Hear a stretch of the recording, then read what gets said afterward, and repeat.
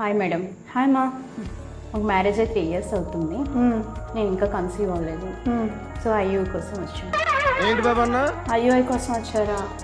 So IUI మీరే decide అయిపోయారా? అంటే న్యాచురల్ ట్రై చేస్తున్నాను బట్ అంటే న్యాచురల్గా అవ్వకపోతే నెక్స్ట్ ఐయుఐ అని అనుకుంటున్నారు మీరు. Yes madam. ఐయుఐ అంటే ఏంటి? ఏ కపుల్ ఐయుఐకి ఎలిజిబుల్ ఉంటారు?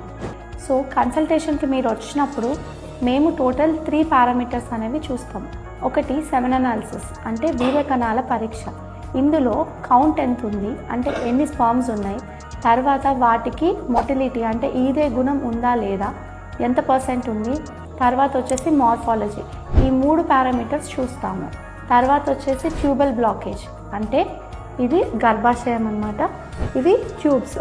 ఇక్కడ మనకి ఎగ్ నుంచి ఓవరీ నుంచి ఎగ్ రప్చర్ అయి రిలీజ్ అయ్యి ఇక్కడికి వచ్చి ఇక్కడ నుంచి స్పర్మ్ ఇలాగా మొటైల్ అవ్వకుంటూ ఇక్కడ ఫర్టిలైజేషన్ అనేది జరుగుతుంది. సో ఈ ట్యూబ్స్ అనేవి చాలా ఇంపార్టెంట్.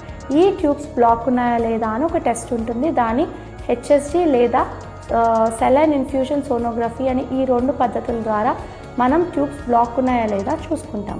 3 వచ్చేసి ఈ ఎగ్ అనేది ఎవ్రీ మంత్ రప్చర్ అవుతుంది.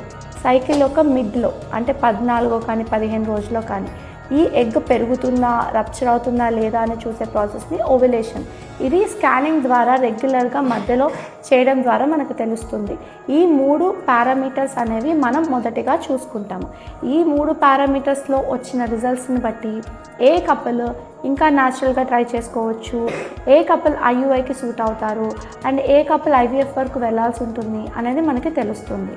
సో ఐయుఐ అంటే ఏంటి అని అంటే కృత్రిమ గర్భధారణ. అంటే వీర్యకణాలని మనం తీసుకొని దాన్ని వాష్ చేస్తామన్నమాట.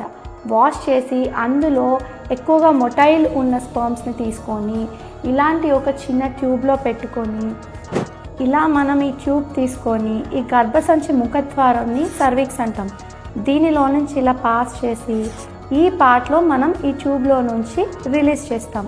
ఇలా రిలీజ్ చేయడం వల్ల మొటిలిటీ తక్కువ ఉన్న స్పర్మ్స్కి ఇక్కడ ఫెలోపియన్ ట్యూబ్లో ఉన్న ఈ ఎగ్ని రీచ్ అవ్వడానికి దగ్గరగా ఉండడం వల్ల కన్సీవ్ అయ్యే ఛాన్సెస్ అనేవి పెరుగుతాయి.